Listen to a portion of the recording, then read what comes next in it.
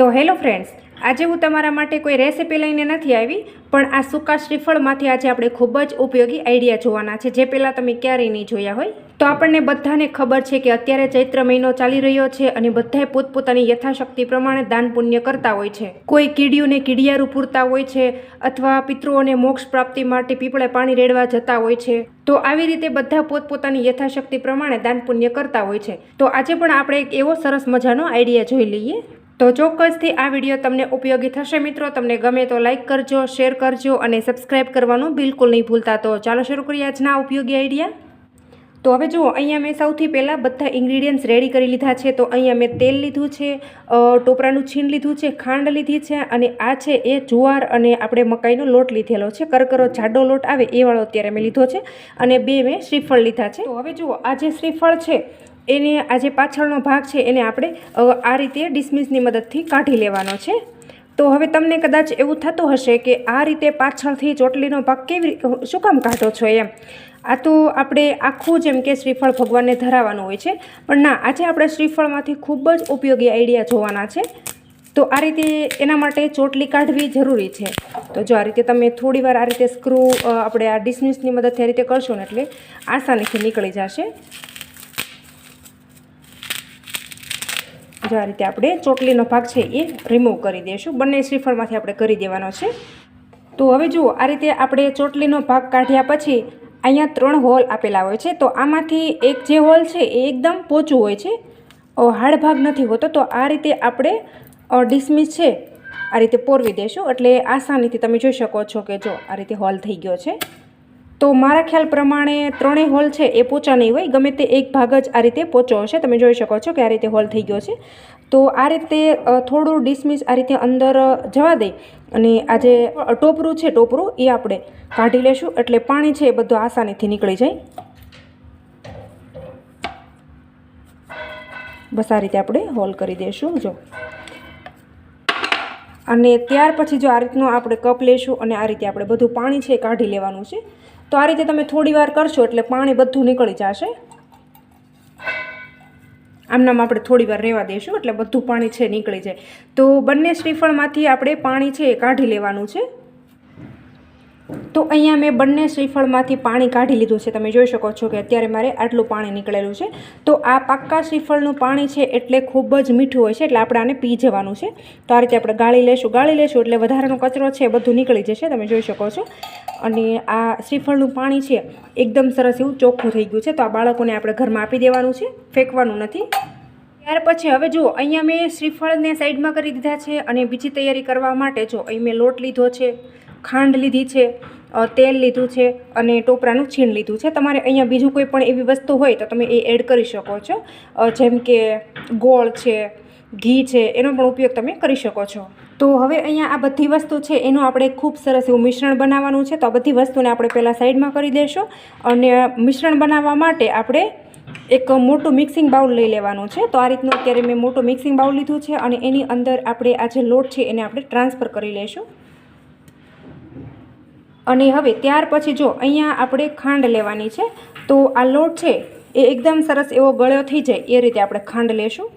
તો એ પણ આપણે ઉમેરી દઈશું. અને ત્યાર પછી અહીંયા એકદમ સરસ એવો ફ્લેવર આવે એના માટે અહીંયા ટોપરાનું છીણ લીધું છે. તો એ પણ આપણે ઉમેરી દઈશું. તો આ બધી વસ્તુને આપણે કાચી જ રાખવાની છે. અહીંયા આપણે જરા પણ ગેસ નથી ચાલુ કરવાનો, એમનામ જ આ ઉપયોગી આઈડિયા બનાવવાનો છે. અને ત્યાર પછી જો અહીંયા મેં તેલ લીધું છે. તો તેલ આપણે વધારે પડતું નથી લેવાનું, થોડું જ આપણે લેશું. આ રીતે એને પણ એડ કરી દઈશું. તો અહીંયા તમે તેલની જગ્યાએ ઘીનો પણ ઉપયોગ કરી શકો છો, અને સાકરની જગ્યાએ તમે ગોળનો પણ ઉપયોગ કરી શકો છો. અને હવે આ વસ્તુને આપણે એકદમ સરસ રીતે મિક્સ કરી દઈશું. તો એકદમ છૂટું રહે ને, માત્ર આ લોટ છે એને મોણ થઈ જાય ને, બસ એ રીતે આપણે મિક્સ કરીશું. એકદમ બાઇન્ડિંગ આવે ને એવું મિક્સ નથી કરવાનું, આમ છૂટું રહેવું જોઈએ એ રીતે આપણે મિક્સ કરશું. તો અત્યારે હું આ રીતે કરું છું એટલે તમને કદાચ થોડો ઘણો આઈડિયા આવી ગયો હશે કે હું શું બનાવી રહી છું. અને જો તમને આઈડિયા આવી ગયો હોય ને તો તમે મને કમેન્ટમાં તમારો ફીડબેક જરૂરથી આપજો, અને તમે વિડીયો ક્યાંથી જુઓ છો ને એ પણ મને કમેન્ટમાં લખવાનું બિલકુલ નહીં ભૂલતા મિત્રો. તો હવે તમે જોઈ શકો છો કે આ લોટ છે એને એકદમ સરસ રીતે મોણ દેવાઈ ગયો છે. એનો કલર જોશો તમે થોડો ચેન્જ થઈ ગયો છે. આ રીતે લોટ છે તમને થોડો ભીનો ભીનો દેખાતો હશે અને આ રીતે આપણે હાથમાં લઈને પાડીએ તો છૂટો છૂટો અને મુઠ્ઠીમાં દબાવીએ તો થોડું બાઇન્ડિંગ આવી ગયું છે. બસ એ રીતે આપણે કરવાનો છે. અને હવે જુઓ આ લોટને આપણે સાઈડમાં કરી દઈશું અને ફરી વખત આપણે એક કપ લઈશું અને કપની ઉપર આ રીતે આપણે આ જે નાળિયેર છે શ્રીફળ છે એને આપણે રાખી દઈશું. અને ત્યાર પછી જો આ હોલ કરેલો છે ને ત્યાં આ રીતે આપણે ફનલ રાખી દઈશું. આ રીતે આપણે રાખવાની છે. આ રીતે આ જે હોલ છે ને ત્યાં સેટ થઈ જવી જોઈએ. બસ એ રીતે આપણે રાખશું. અને ત્યાર પછી જો આ લોટ છે એને આપણે આ રીતે નાખી દઈશું અને આ રીતે આપણે થપથપાવશું એટલે લોટ છે એ શ્રીફળમાં અંદર જતો રહેશે.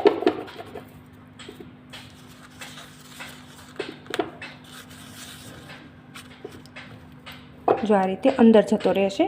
આ રીતે ન થાય તો આપણે આ રીતે પણ કરી શકાય છે. આ રીતે થોડી વાર લાગે છે પણ આ રીતે ભરી દેવાનું.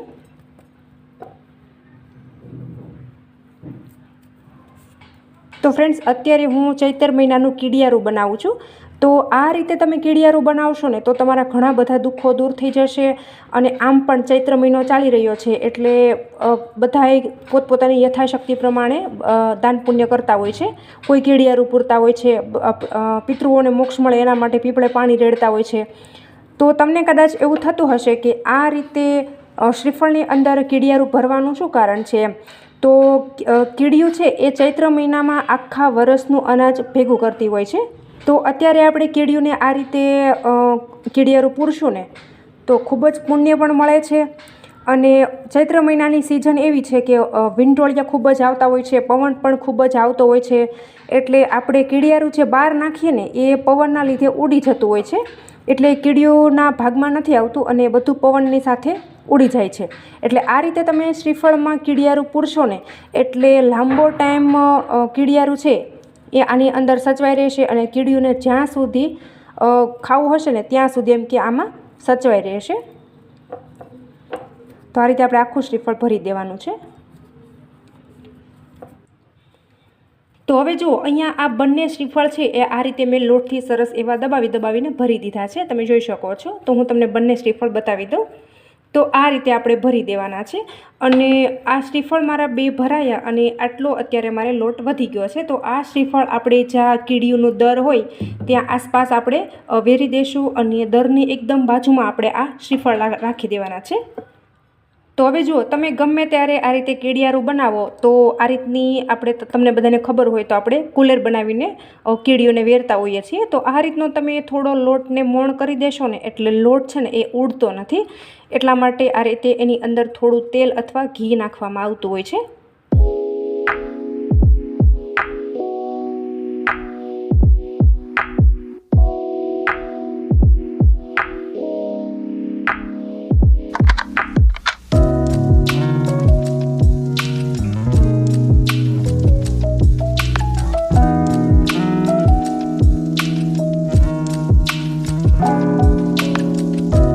તો મિત્રો તમને મારો આજનો આ નાળિયેરનો ઉપયોગી આઈડિયા કેવો લાગ્યો ને એ મને કમેન્ટમાં તમારો ફીડબેક જરૂરથી આપજો. અને તમે આ વિડીયો ક્યાંથી જુઓ છો ને એ પણ મને કમેન્ટમાં લખવાનું બિલકુલ નહીં ભૂલતા. અને હજુ સુધી તમે મારી ચેનલ ઉપર નવા છો અને ચેનલને સબસ્ક્રાઈબ નથી કરીને તો બાજુમાં રહેલી ઘંટી દબાવી તમે મારી ચેનલને સબસ્ક્રાઈબ કરી લેજો. અને આ વિડીયો વધુમાં વધુ શેર કરજો જેથી કરીને બધાની આ ઉપયોગી આઈડિયા મળી રહે. Thanks for watching my video. આવજો. ફરી મળીશું એક આવા નવા વિડીયો સાથે.